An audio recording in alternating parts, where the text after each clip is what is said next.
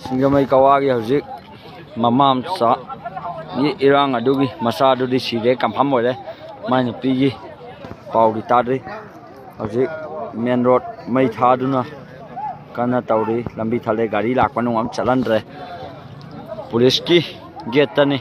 mai masa adu thamjalami do sida police ki gate ni hauzik khomya moi atai ju meeting kan tauri hauzik aduga pau thapsabi khangani habe pau amdi lai sini mioi gai hauzik ihau se tam tamna sagalakpadi hori sorong mai thaba hauramni sinoi gawagi gari amta chalandi gari lakpanu maning mama imai ben singna ju support khara tobi sing tawi khon si hauzik ngam ya changok pa time yo chale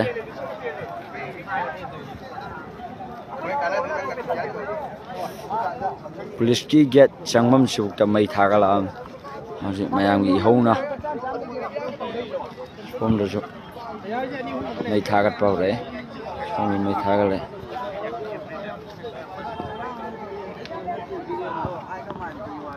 sin singamai kawagi hauzik kape sino hauzik singamai kawagi hauzik kaya mai thaba madi police moi kem na sai angang asiba thamba jaga du dai kap thode hauzik se hoi ka tuang ni ko hoi nay yu bên ngoài đi nay yu bên ngoài đi hoi na tu đâu qua kia đâu đi ở đây cặp thode tu hoi na sang đi đây cặp thode tu nào mẹ cặp thode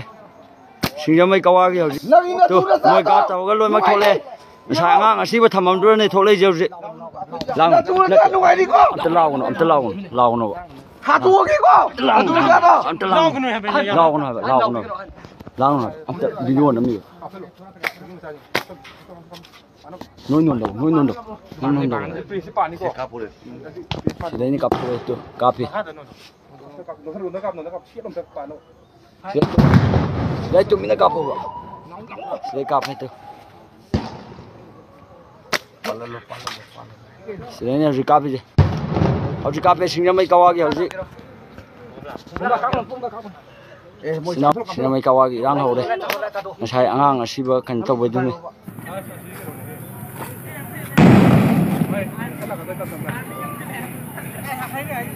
này khu cả cái to